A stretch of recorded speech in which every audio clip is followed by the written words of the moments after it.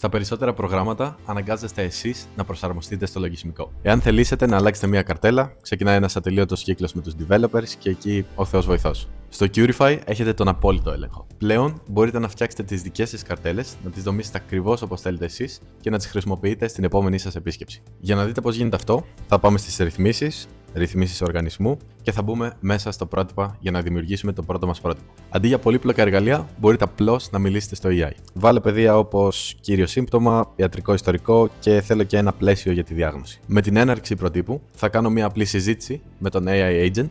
Από εκεί και πέρα, το μόνο που έχω να κάνω είναι μερικές διευκρινήσεις και επιβεβαιώσεις στο AI, ώστε να μου δομήσει εκείνο το πρότυπο για εμένα. Έτσι, η καρτέλα σας είναι έτοιμη σε δευτερόλεπτα. Μπορείτε να την αποθηκεύσετε και να δούμε αν δουλεύει. Θα πω: πήγαινε στην καρτέλα του Βασίλη Δελικούρα για να κάνουμε μια καινούργια καταχώρηση. Εδώ θα χρησιμοποιήσουμε τη λειτουργία του Curify, η οποία είναι η συμπλήρωση της φόρμας, και απλώς θα πούμε: ο ασθενής ήρθε με έντονο πόνο στη μέση, έχει ιστορικό δισκοκύλης και η διάγνωση είναι οξεία, οσφιαλγία και προτείνω φυσικοθεραπείας.